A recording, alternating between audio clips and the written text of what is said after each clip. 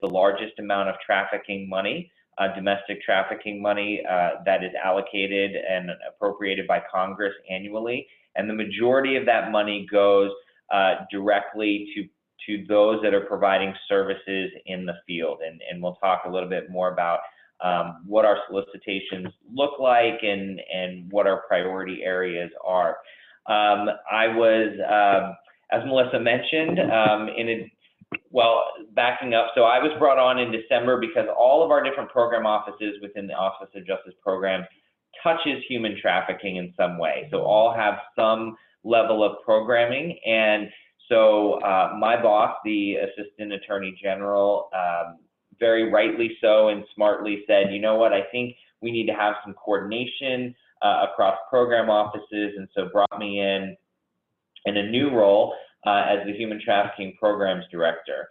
So I started that role in December, so still very new to the government, but we have been able to accomplish some exciting things over the past couple of months in preparing to support you all out in the field during this coming year. As of this past Monday, I was given the additional duties of Acting Director for the Office for Victims of Crime. So this has been quite a whirlwind of a couple of months, and certainly this week has been extra special. But I am very honored and pleased to work with a fantastic group of specialists that are in this office that truly are committed to supporting you all in the work that you're doing out in the field. A lot of them come from the field, they've done the work themselves, are now working as grant management specialists and policy experts to really help drive some of the programming that we do here. And so I'll be sure to reiterate this throughout, but just we are here to support you all. So whatever that we can do, whether it's in the context of this webinar or moving forward, please do not hesitate to reach out. I'll make sure you have my contact information. I am not Jasmine, as you see on the screen here, but I stole the presentation from her. But I will make sure that you have my contact information, and if I can't help you, certainly I will find somebody that can. One of the priorities for the Attorney General and for my boss, the Assistant Attorney General, is to really do outreach and let organizations know that we exist. I think until you really intersect with one of the program offices within OJP, it's a little nebulous as to who we are, what we do, how we do it. And so we have gotten the directive to really try to peel back the veil, so to speak, and let the folks in the field that are doing the work know what kind of resources we offer, who we are, and be able to do some additional outreach. So I'm extremely thankful to Melissa and also for the National Trafficking Sheltered Alliance for this opportunity to do some outreach when we should have been in Kentucky. So still being able to leverage technology to do so.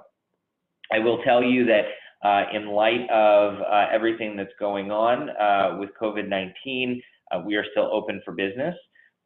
We have the capacity to be 100% telework capable. So we are still moving forward and supporting our grantees, moving forward with our solicitations. And as Melissa mentioned, this is really good timing, as we'll talk about here in a couple of minutes. This week, we posted the majority of our human trafficking solicitations that I think will be of interest to you all in the work that you are doing. If I can get this to work. Technology is not my forte.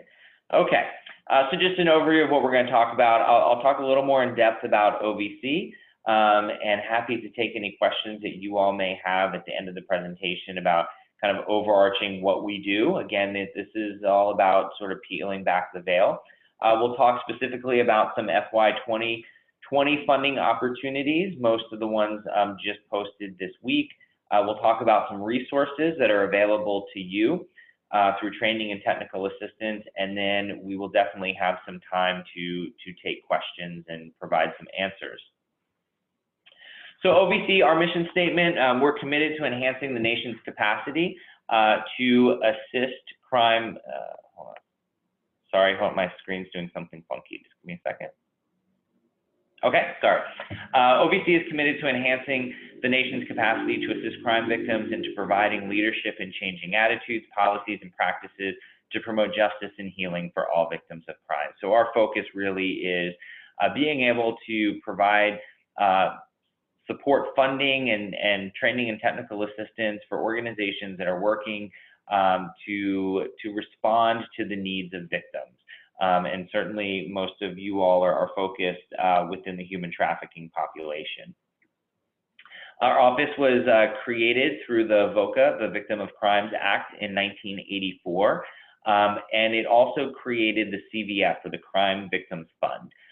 This is where we get a majority of the money that we do give out, although when it comes to human trafficking, there is a separate and distinct pot or allocation of money to address human trafficking.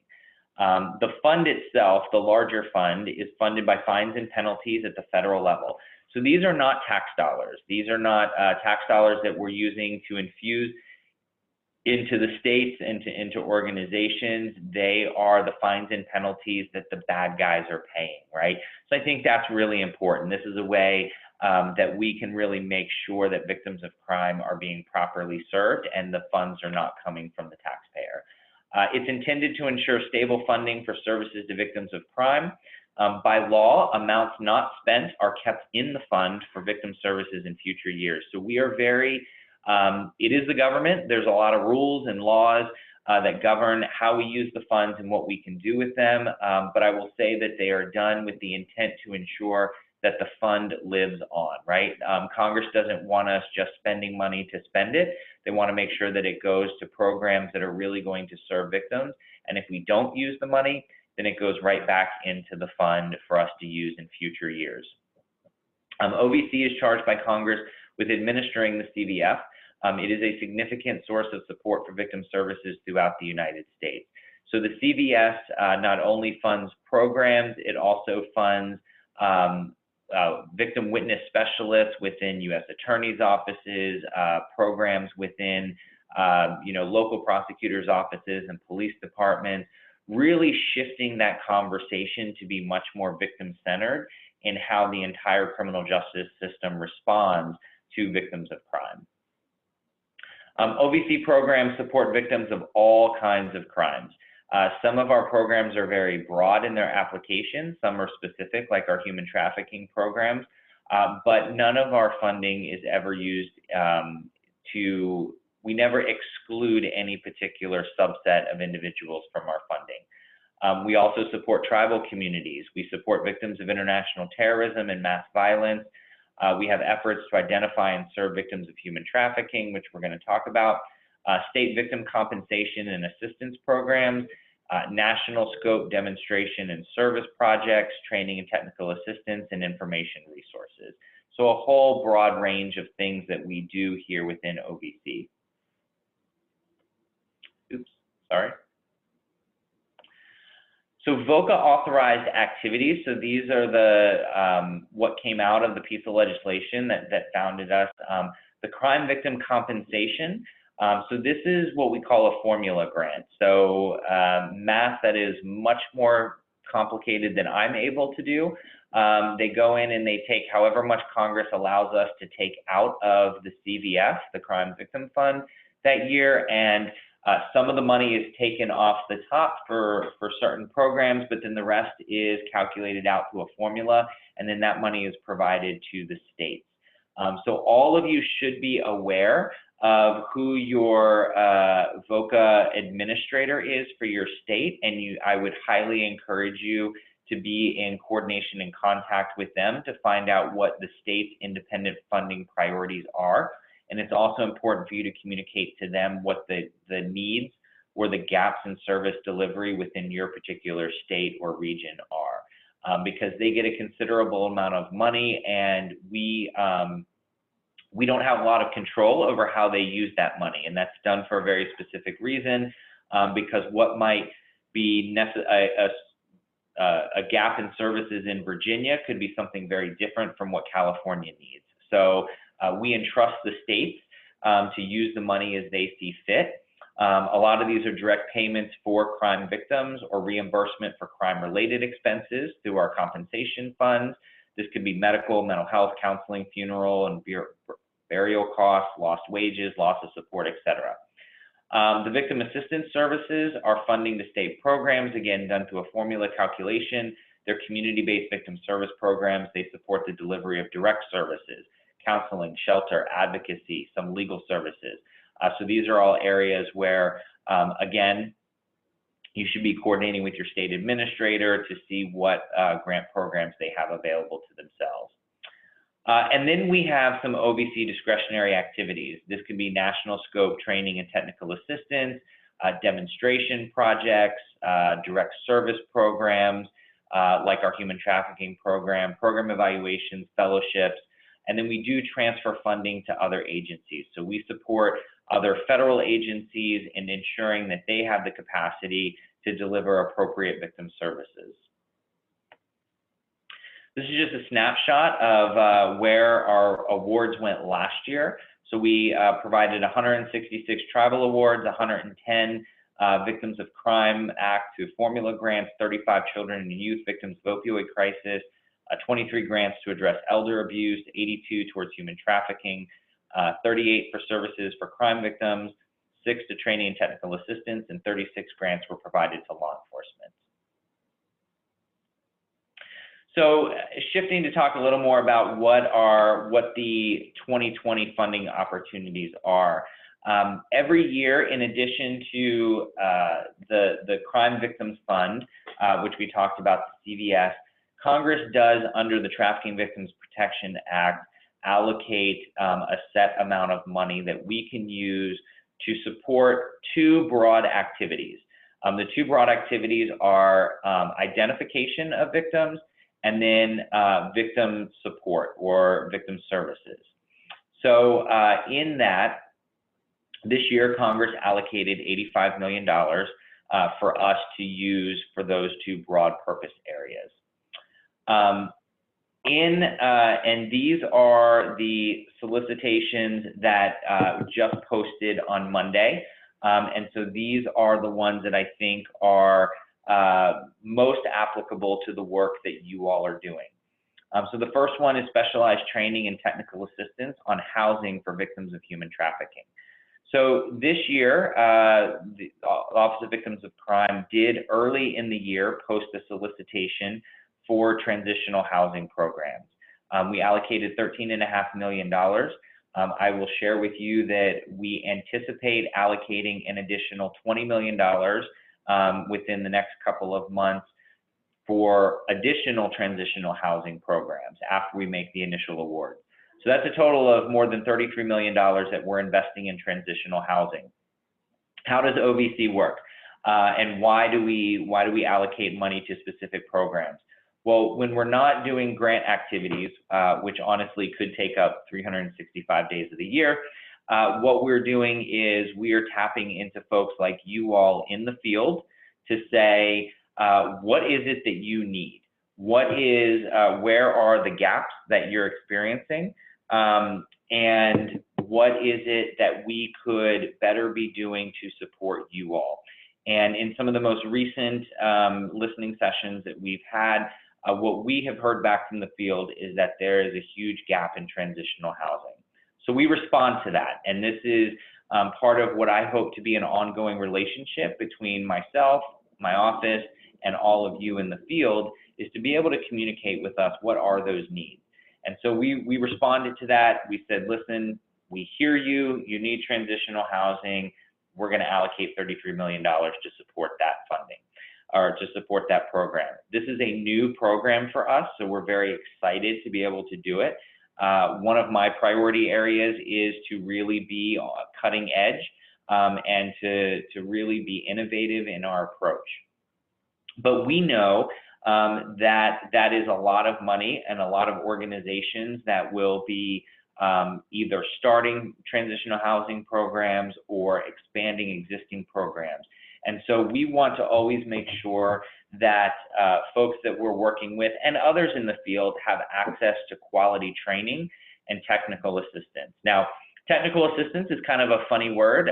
Some people don't know exactly what we mean by that. And so technical assistance essentially means when you need help establishing policies, or if you run into a particular problem within your program that you need help navigating. It's kind of like a customer support line, right? Or tech support for your computer. If you're having a problem with your computer, you can pick up the phone, you can call, or you can go to Best Buy and talk to Geek Squad, right? So think about it in those terms. When there's a problem with your program, we're here to help you navigate that and come up with some solutions. And so we offer those opportunities, and I'll provide some links to current technical assistance that's available really to anybody in the field right now. But this year, to be able to address the increase in housing funding and the programs that we expect to see as a result of that, we are going to allocate some specific money to training and technical assistance. Most of our grants are on a 3-year cycle. So you'll see that when you look at the solicitations, when you go to these links and look at them, what you will find is that we will fund an organization at a set amount for 3 years. And that's to help the organization gain sustainability, to look for other funding streams during that time period, et cetera.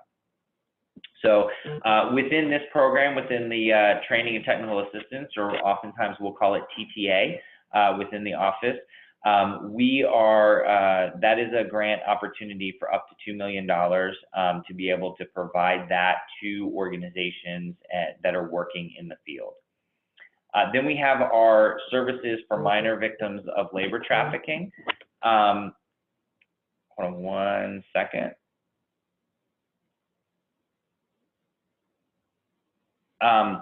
So our services for minor victims of labor trafficking are for programs that specifically serve minor victims, right? So they are programs that, sorry, juggling a couple of things. Okay. So as you all can imagine, things are a little crazy here with us having to not be able to be in the office. And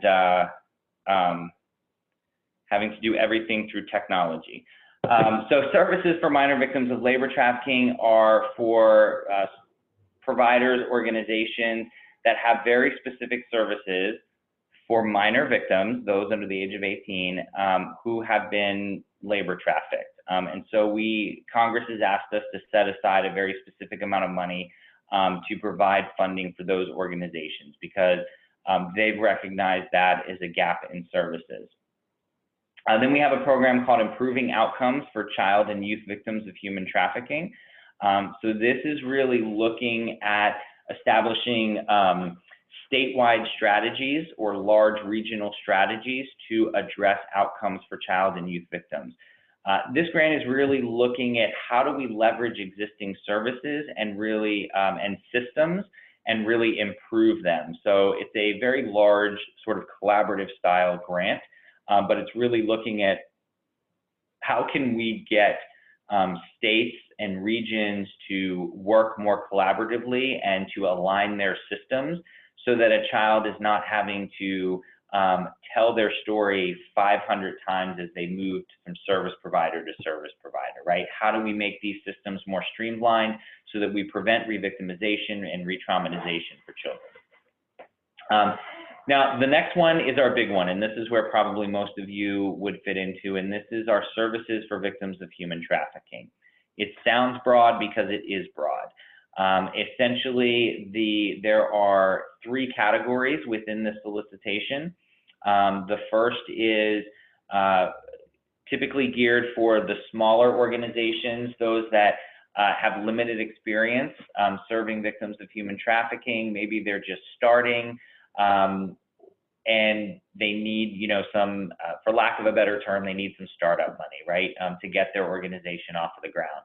And then we have another category for existing organizations, but that are really looking to expand their scope, quantity or quality of services that they're offering. And then we have a third category, which is specialized services.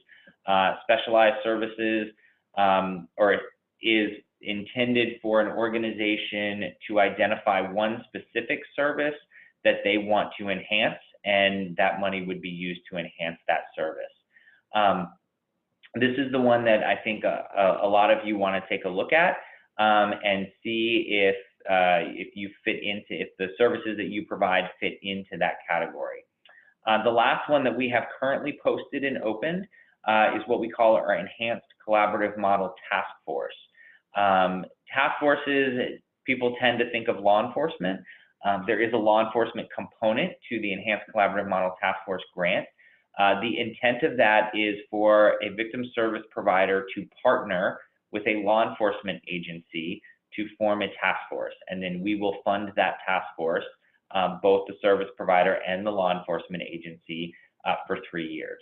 So that's a program that's been around for a long time. When I was a grantee, that was the program that I operated under, and it really gave us the ability to identify many victims that otherwise would have gone unidentified and left out in the field. So these are the main human trafficking solicitations, the ones that are currently posted and available for you all to review. I'd encourage you to take a look. And certainly after you've had an opportunity to look at the solicitations, you are welcome to circle back with questions that you may have. And there will also be, within the solicitation, you will see that there are scheduled webinars coming up. I believe, don't quote me on this, go look at the solicitation. I think it's the 30th of this month, that will dive much more in depth into the solicitation itself. There are some other upcoming OVC solicitations that are not specific to human trafficking. You can kind of scan through those, but all of our grants are published on grants.gov, which is a website that you can go to and you can search there. You can do keyword searches and see if there's anything that matches what you are, the area that you're working in. Here's some other solicitations that we have out there as well. So how do you find OVC funding? Well, you can go to our website, ovc.org, and under the tab Grants and Funding, you can look at current funding opportunities. So those are what is currently posted. You can also look historically what we've posted in the past to kind of see what you might anticipate coming up and what was there, in previous years. There's also the National Criminal Justice Reference Service. NCJRS, which operates the OVC Resource Center, offers trained information specialists to answer your questions. It's a searchable library of over 300+ victim-related documents, a comprehensive question and answer database, the ability to order OVC publications and videos, subscriptions to e-newsletters about news releases and other announcements, etc. So this is just a really good resource that we would highly encourage you to refer back to. If you do have a grants manager or somebody that's focusing on that, this is a place where they can really go. But there's also a lot of other documents there that may just help in program delivery or program development as well. We want to make sure that we're supporting not just through an infusion of cash, but also to support through our training and technical assistance programs, support for you all in the field.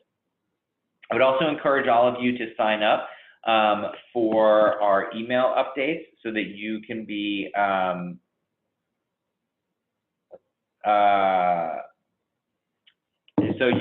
up to date on new postings. So we will send information out about new solicitations. We will also send out training opportunities that exist, and those training opportunities are open to anybody, whether you're a grantee or not. A lot of those are hosted by a webinar. I think we have at least one webinar a month. So these are trainings that you can attend for free that will help enhance your service delivery. I did mention our training and technical assistance. This is really important to us. We have a contract with an organization that runs our OVC TTAC, or Training and Technical Assistance Center. And they can help by offering education and tools to the field at no cost. So those that provide services gain the skills to assist victims of every type of crime. from every background and every place and offer them what they need to rebuild their lives. So it's easy to find tools and resources, access a variety of self-service materials, and you can even request specialized or customized training that if there's something that you feel that you need a webinar on, or you need a document or a response or anything like that, you can request that and they can see if there's something in the field, and if not, they can put it on their list of things to try to create. We have online blended trainings, which combine self-paced work with live webinars, customized in-person training, although that is on pause for right now until we can get out of this mess. Curriculum-based training, victim assistance training online, which provides basic skills and knowledge to victim service providers with 0 to 3 years of experience. Tribal-specific training if you're working within that population. We also did just launch, I think like a month ago, we launched a brand new human trafficking training series on our website. We have gotten a lot of fantastic reviews. I will tell you that within the first 2 weeks, we had over 1,400 people take the training. So highly encourage you to do that. It's obviously self-paced, broken up into modules. We have heard that it's applicable from law enforcement all the way through victim service provider. The OVC TTAC website is, again, there's over 2,200 online interactive training registrations per year. We have well over 500,000 website visits, participants served, 50,000 plus downloads. So a lot of good resources on that website. If you are not currently accessing that or that's not in your toolkit, highly encourage you to engage with that. We also have the Human Trafficking Capacity Building Center. This is a grantee of ours. It is run through Booz Allen, and they are, the idea behind the Capacity Building Center is that it coaches and develops and helps develop organizations and tribes with building capacity, navigating resources, strengthening networks. There is no cost for the center services. So this is something that if you are considering applying for a grant, which I would highly encourage everybody to apply, it does not hurt to apply. You can seek out assistance from the Human Trafficking Capacity Building Center, OVC TTAC, and some of the other resources to better understand the grant writing process itself. I will tell you, sort of on a personal note, I know a lot of folks get overwhelmed with the fact that, it's a federal grant. They're going to be looking for a lot of information that I may not be able to provide, et cetera. I would highly encourage everyone to not be intimidated by the grant process. It is the federal government. I will say we have made a concerted effort this year with the human trafficking grants. One of my first goals or missions here was to really take on simplifying those solicitations and making them much more easier to read, much less complicated. There are certain things that are required that have to go in it, and those are things that the law requires us to ask for. But what I would tell you is if there is something that you're not sure what it is, please just ask. Reach out and ask what that document is, or if there's a particular service that can help you prepare that document or that piece of the application. Really the meat of what we're looking for, and this is laid out in the solicitation themselves is how it's graded, right? And I'll tell you about that process in just a second. But really the meat is what we call your program narrative. A program narrative is just describing what it is that you do and what you intend to use the money for, right? That's where we're really looking to make sure that the money is going to be put to good use. So how are applications graded? So it goes through a multi-step process. The first thing is you submit your application, and it's submitted through an online portal. They will go through an initial review. The initial review is just to ensure that the documents that we requested were actually submitted, right? If you don't submit the documents, then it doesn't move on to the next process. That's a process done internally. Then the documents, or I'm sorry, your application would go to what we call a group of peer reviewers. These are not internal Department of Justice, Office for Victims of Crime employees. These are your peers that are out working in the field. And as a side note, I would encourage all of you to consider applying to be peer reviewers. It's a very informative process. You get to see how applications are put together. You get to give your input on what you feel like, how would the application impact the field. It's just a very enlightening process. I can tell you that I was a peer reviewer prior to coming on board, and I found it to be very, very valuable in understanding the grant process as well. But so after it passes the initial review to make sure you have all your documents, it goes to a group of peer reviewers. Typically, that's a group of 3 people that are out in the field that are working. They will read your application and they will score it based on a rubric that we provide. That rubric is included in the solicitation, so you know exactly how those are being graded. Those grades are then given back to staff here at the Office for Victims of Crime. We compile those. We look at, we will go back to look and see if they're considered to be financially high risk or not. I will tell you, if an organization is considered to be financially high risk, it does not disqualify them. It just gets flagged for the decision makers. Then it will go, those recommendations will come from staff through me. We will review those and I will prepare recommendations for the Assistant Attorney General. And then she will sign off on those funding opportunities. So that is the process. Again, I know a lot of people really get, they get overwhelmed by the fact that it's a federal grant process. We're here to help you through that. After the award is made, we do have reporting requirements, and it is, again, the federal government, so it's probably more than we need to be doing, but we have an incredible team of grant management specialists that work with you. So these are not folks that are only calling you when there's a problem, right? That's not how we work. We are calling to check in, to say, hey, what can we do to help? Can we help you through this reporting process? What can we do to support you better? So we are here to help you, not just sort of be in an auditing capacity, if that makes sense. We do have some resources to address vicarious trauma. We always think that this is important because you all are on the front lines. You can experience vicarious or secondary trauma. So we think that it is really important that you practice self-care. So this is just another resource for you all that I would encourage you to take note of. So here are some, again, some recommended resources. The OJP Funding Resource Center. It is a little wordy and it is a little government feeling when you read through some of those Resource Center documents. But again, if there are questions, please don't hesitate to reach out. We will help you navigate those or point you in the direction of somebody that can help you navigate them.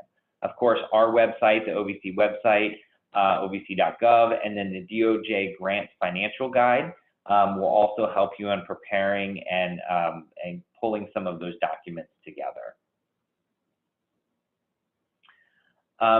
Aside from our email list, we are also on social media, so highly encourage you to follow us on social media. We will certainly post announcements there as far as, if we have new solicitations coming out, trainings, opportunities, things that you may be of interest in.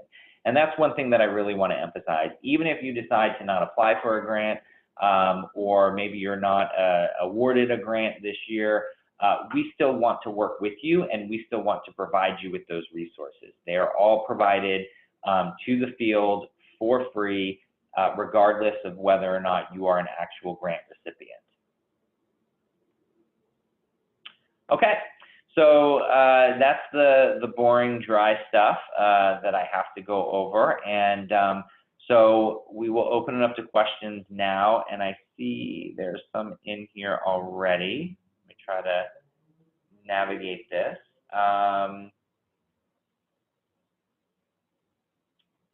Okay, so if you have questions, and Melissa or Kendall, if I misstep on this, just interrupt me and tell me I'm wrong, but you can type them into the chat box. I will read the question and then provide an answer to you all.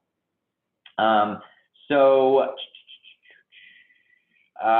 Melissa asks, we'll be interested to know deadlines for these solicitations at a glance, if possible.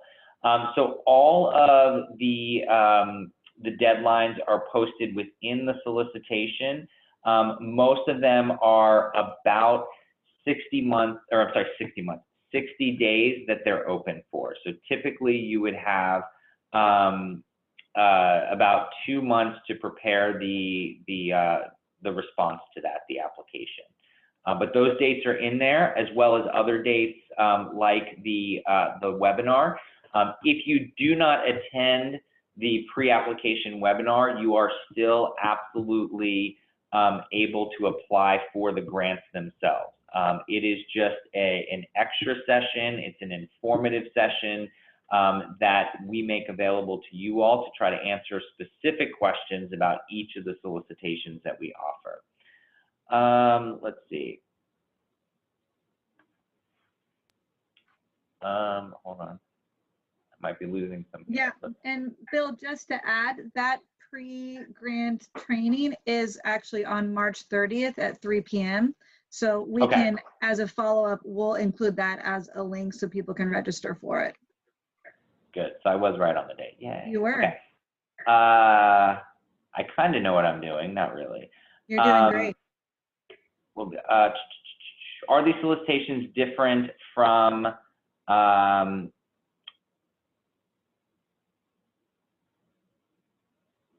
yes. So these, Adam's questions, are these solicitations different? Yes. So these are all brand new solicitations that were just posted this week. So if there was anything that you've already applied for, this would not be a duplication.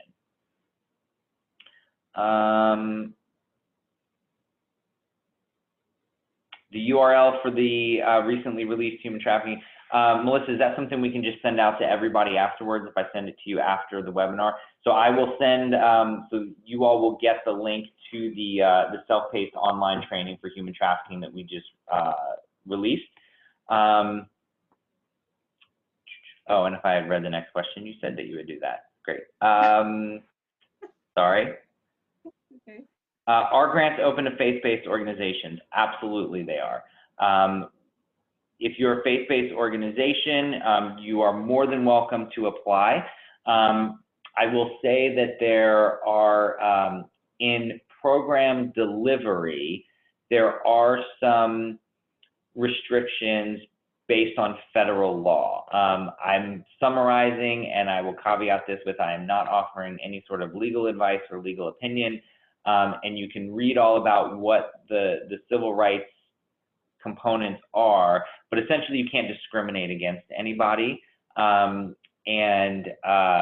you can't force them to participate in any sort of religious services. So those are sort of the two main caveats to that. But faith-based organizations absolutely are welcome to apply. We currently fund many faith-based organizations, and we will also provide guidance and support relating to navigating sort of the civil rights pieces of the federal government money.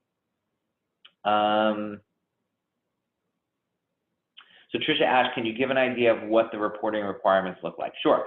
So for the human trafficking grants, we currently have a system called TIMS, which is Trafficking Information Management System. Within TIMS, essentially you would go in and report, sort of we quantify it as units of service. So if you provide a service, so if you provide housing to a victim of trafficking or a suspected victim of trafficking, then that would be a unit of service. So you could, you would then be able to provide, you would report that in the TIMS system. And so that's typically what we track. And then and of course the budgetary pieces, right? How you're spending your money. So you will submit a draft budget, and then you will work with your grants manager to make sure that you are on track with that budget. Please understand too that you are allowed to make changes as you go. So we are not asking, we are asking for a 3-year budget, but we know that 6 months down the road, 18 months down the road, things might change. You may need to shift your budget around. That is acceptable. It is, essentially what you do is you work with your grants manager, you submit what you want the change to be, you provide a short justification for it, and they will approve it or work with you to figure out what you need to do to get that approved, right? So it's a partnership. We'll work with you to do that. Let's see. So Derek, yes, you are eligible to apply for additional funding, absolutely. So if you have applied previously for funding, you can continue to apply for funding. How long does it take to get an answer on grant acceptance? Excellent question, Aaron. So we certainly can't commit to a timeline because there are several variables that are involved. So kind of thinking back to that process, once the application closes, it may take a week or two to go through that initial review process to make sure all the documents are there. Then we'll have a process to get the peer review group together. They'll have a couple of weeks to review the documents, to go over them, to come back and provide some consensus on that. And then it will go to, through the review process. So it'll go to me, and then it'll go to the Assistant Attorney General to sign off on. So it is a process. What we anticipate with our trafficking money is that applications that come in now, that they would be awards that would start being funded October 1st. So that is our goal, is when you would actually receive the money. As far as when you get the acceptance letter, that would be somewhere, it's a little hit or miss, but roughly 3 months after you submit your application, but that can change. And certainly, given the complexities that we're working in right now with the coronavirus issue, that could be a little longer. We're not sure how that's going to play out. If we are a national organization, should we apply for the grant regionally or nationally? And is there a place in the grant application to break out the regional needs? So excellent question. The answer is you can apply for both. You could, theoretically, you could break it down and you could submit one application for each region that you're working in. It just depends on how you want to craft your program narrative, right? So you can apply as a national program, or you can apply as a regional program. And if you do apply as a regional program, like I mentioned, you can apply for each different geographic region that you're working in. Let's see.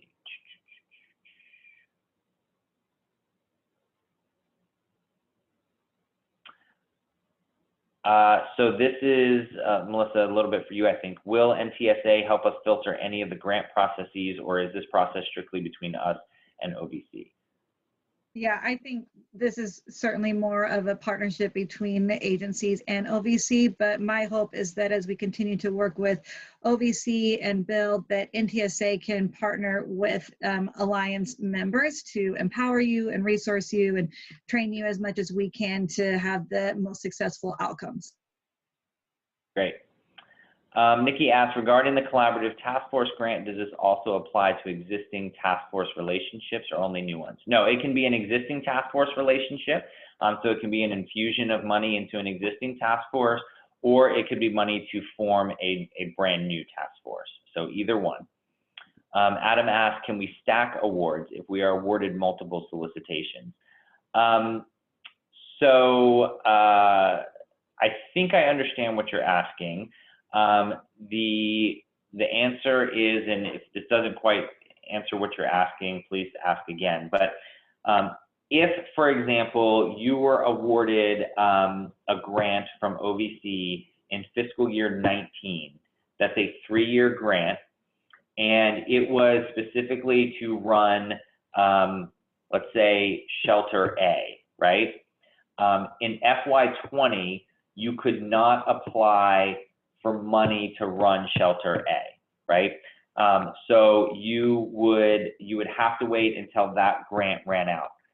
But if in FY19 you applied for funding for Shelter A and you are now opening Shelter B, or you are going to work in a different regional area, or it's for a different program, or any of that type of stuff, then yes, absolutely you can apply. So generally speaking, if the program that you're referencing is already funded by OVC, you cannot apply for funding on top of that until that funding runs out. But if it's something new, then absolutely, an organization can carry multiple awards. Let's see. Can you define scope of services as opposed to quantity and quality of services? So I would say you could maybe think of it synonymously. Scope of services could mean that you are increasing the quantity of services. It could mean that you're in, and when we say quantity, so let me put it this way. The language that is in the solicitation is open for your interpretation. So you are the experts in the field. The way that you interpret it, you should craft your application around that. And then understanding that it's not us that's reading it, it's your peers that are reading it. So I would say take that into consideration in how you would define scope of services. If an organization was funded through VOCA and that funding was cut due to budget cuts previously, does that make the organization ineligible? No. So VOCA funding is controlled by the state. So if the state cut that program, you would still be eligible to go back and apply for any other funding programs that the state offers under their VOCA money. The minor victims of labor trafficking announcement seems to indicate that it encompasses victims that were a minor when they were trafficked and may not necessarily be a minor now. Can you speak to this? Yes. So the services need to start when they are under the age of 18, and the trafficking obviously needed to occur when they were under the age of 18, but there is no age out. So if they were 17 and 11 months, and your program is a 1-year program, you can continue to use those funds to provide services for that full year. Would it be worthwhile for a smaller organization that serves one county to apply under any circumstances? It absolutely would be worthwhile. Please do not think that federal funding has to go to national programs or even large regional programs or even well-established organizations that have been around for 10 or 20 years. That is not the intent of the funding. In fact, we are being encouraged by the Attorney General to do outreach to rural areas and lesser developed areas, and to be able to support organizations that are operating in those geographic regions of the country. Can funds be used for the purchase of property for a restoration home for minor victims, or just the programs within the home? Great question. So we are limited, and unfortunately, it cannot be used to purchase a physical home. So it can be used if you are paying rent or a mortgage, and that's part of your programmatic cost. It can certainly go to that. But if a home costs $200,000, you could not ask for a grant for $200,000 to then pay essentially cash for the home. It has to be part of a program.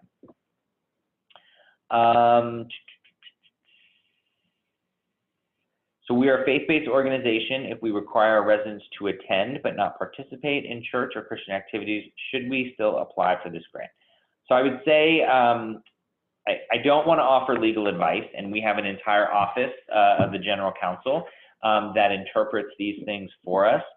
So what I would say is look at the guidance that's available online. If that still doesn't answer your question, let us know, and we will connect you with and get you a legal opinion on that.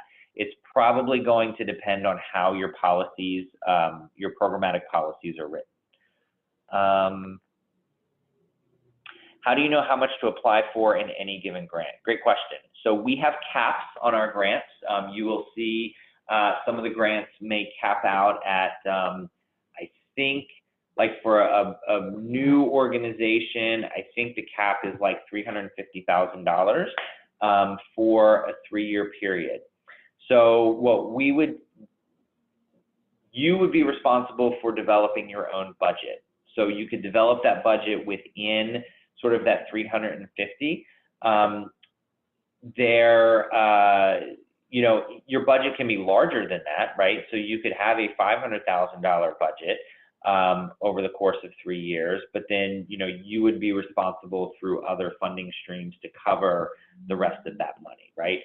So we would say, you know, ask for what you think you need up to the cap that is listed in the solicitation. And that would be communicated through the budget that you prepare. The services grant indicates in Purpose 3 all forms of trafficking. I had something pop up, I can't read. Let's see. The services grant indicates in Purpose Area 3 all forms of trafficking. So does this exclude those of us that are offering services to specifically sex trafficking victims? So this has always been a complicated question. What we would say is if your policies would indicate that you would turn away a victim of, say, labor trafficking, then that might be problematic, but we are happy to explore that with you and, again, get you a legal opinion on that. If your focus is sex trafficking, but a labor trafficking victim was referred and you would still serve that person, then that would not be a problem at all. But we are happy to take a look at your policies and provide you with some more specific legal guidance on that, because it is a little bit of a tricky question, yeah. And it's something that's in the legislation, it's in the statute that Congress authorizes, and so that's why we have to get a legal opinion on that. Did you say another round of transitional housing solicitations are coming in the next couple of months, or should we apply within the special services for housing? So I would take out the word or. You can apply under both.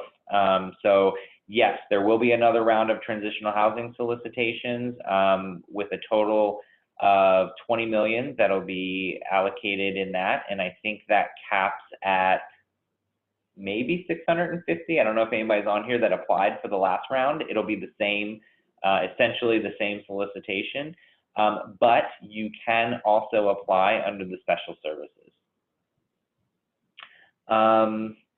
Regarding the collaboration task force grant, does this apply to existing task force relationships or only new ones? So again, that is something that can be either new ones or existing task forces. It does not matter as far as we're concerned. Are third-party audited financial statements required for all grants? They are not required, but certainly, as most of you know that have applied for foundation grants and other grants, that's always a preference to have that.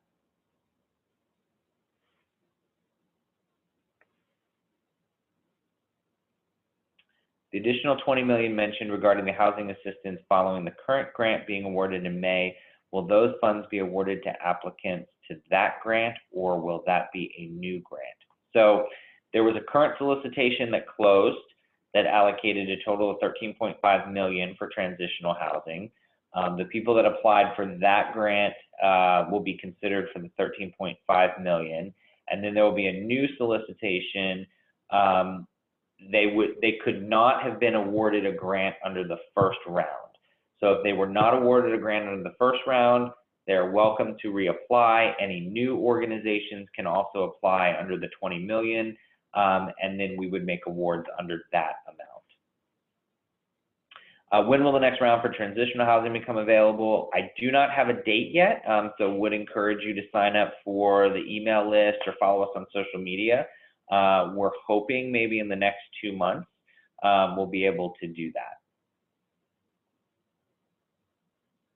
Would you define transitional housing, emergency, short-term, long-term? What is your definition?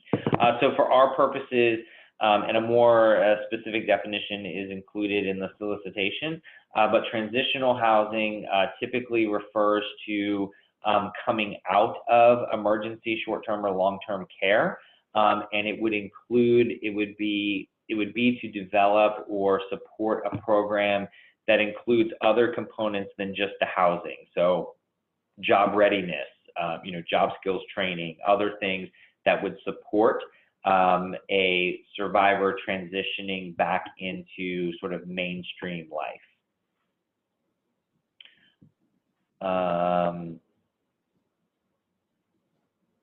If an organization was funded through VOCA, we already got that one. Interested in the priority area of rural and poverty zones. Yes. So the Attorney General has directed that in funding decisions, we look to spread the money out geographically. So they don't want all the money concentrated in one specific region of the country or one specific city. So the Attorney General is really looking for us to be able to, one of the things that he wants us to consider in funding decisions is spreading the money out geographically, if that makes sense, with looking at the more rural areas or areas or opportunity zones that may not have access to funding like this through other sources. Does that answer the question? For the new 20 million available this year, are the funds divided equally to each region of the country, or is it a first come, first served basis? Neither is the answer. So essentially it depends on where the applications come from. So let's assume, we got, we'll pick on California. Let's assume no applications came in from California, then obviously we're not going to put money in California, right? And so typically what part of what we have to do is after the applications are graded and kind of ranked from your peers, then we look at trying to be as equal as possible across the country, but there's no specific formula for dividing it equally across the country, if that makes sense. So we do our best based on where we see the need and where historically has not gotten funding from the department, and try to hit those areas first. So it's not a first come, first served basis either. Do you fund technology? It depends on what the technology does. Currently in the solicitations we intend on releasing this year, we don't have anything specific on technology, but this is also another place where we want to hear from the field, and if there is a need to fund some particular piece of technology that would help you all do your job better, then certainly we would be interested in hearing that, and we could develop a solicitation around that. If, as I'm talking, I wondered sort of the intent of the question. If the question was, can you use grant funds to purchase or upgrade technology within your program? The answer to that is absolutely. That can be part of your budget. So if we serve a broad area, should we include the poverty and rural zones served? Absolutely. So that would be important to highlight that that's part of your program, that you serve those areas. Absolutely. If awarded funding for housing and it doesn't all get used for the building, can the money be used for maintenance and ongoing expenses? So again, remember, you can't use it to purchase a building. You can use it as part of your overall programmatic costs. I think that we would not want to see the whole budget going to building and maintenance costs. We would want to see some of it going to programmatic costs. But I think this is an area where the Human Trafficking Capacity Building Center can certainly be of help in how to navigate building a budget that makes sense and that supports your programs. Okay, is there a required funding match percentage? That is an excellent question. It varies based on the solicitation. So I would encourage you to look at the solicitation, and that information would be in there as to whether or not there is a required match. My organization has an application in for the housing assistance grant. If we are denied and want to reapply, are we allowed to use the services and resources of OVC to help us with our original grant? Absolutely, yeah. So you can always use those resources to help, you know, tweak your application and to make it stronger. Absolutely. Bill, I know we're coming down towards the last few minutes of the call. And one of the things I would very much appreciate from you, because you've experienced being on the other side, you've experienced being that startup agency that did the daunting task of applying for federal funding.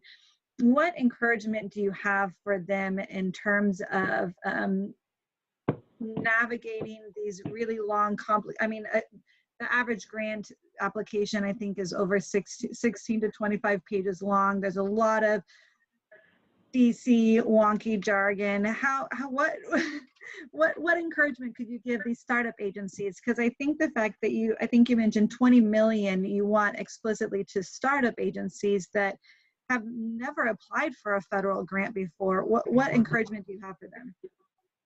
Yeah, and that's an excellent point, Melissa. You know, my uncle used to tell a story that when he went to get his first job, it was at a restaurant, and the restaurant owner told him that before they would hire him, they wanted him to have some experience. And his response to the restaurant owner was, "How am I supposed to get experience if you won't hire me?" And that was such an on-point response that the restaurant owner hired him. I would apply the same logic here, right? And that is, we understand that they're new organizations. We understand that these are groups that don't necessarily have large grant writing divisions within their organization. We understand that, and that is why we have crafted the solicitation specifically the way we have this year. We don't expect it to be perfect, and we don't expect it to look like, you know, a multi-million-dollar organization wrote the solicitation. We're really looking for the substance, right? We're looking for groups to have solid programs, a solid idea, path, or plan forward, and to make meaningful, impactful change within their communities. And again, it doesn't have to be that they intend on serving 250 victims of human trafficking. We understand, right? If they're from a more rural area where the population is a lot less dense, and they can, you know, they intend on serving 10 victims of human trafficking in 1 year, right?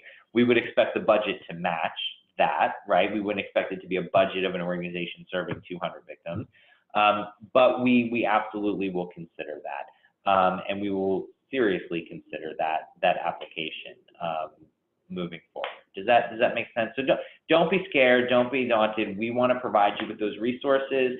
That's one of the reasons why I appreciate this opportunity to do this outreach to the members of the Alliance, to be able to say, listen, you know, don't be scared by it. And, you know, the only thing that can happen is we say no, right? And then we learn, and then we craft it a little bit better next time. You will also get feedback on your solicitation, or on your application, sorry. So you will see some of that feedback from the peer reviewers as to why maybe a certain part of your application they felt was weak. So it's a learning process, right? And so then you know next time what you could maybe improve upon. Wow, that's fantastic.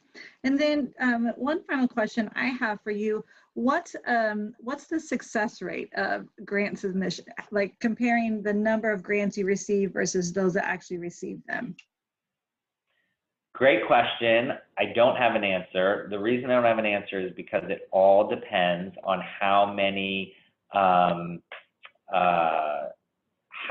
people apply for the grant, and then how much money we've allocated for that particular grant. It also depends on how much money. So let's say we have a cap of, I'm just making up numbers, but we have a cap of $500,000, you know, and then we intend on making 20 awards, right? Well, one group could say, we initially anticipate everybody asking for the full 500,000. But let's say somebody only asked for 250, and there's another group that's qualified that asked for 250. Well, now we can make 2 grants out of where we intended to be 1. So we really don't know what those percentages are. You know, it just, there's so many variables there. Yeah, but the moral of the story is just apply, because you never know. Absolutely. It doesn't hurt to try. It doesn't hurt to try. It does not hurt to try. It does not hurt, because I think many people that are on this call were eager to listen in because they've never applied for federal funding. It's really daunting. I think that there's some perception that faith-based agencies have a disadvantage.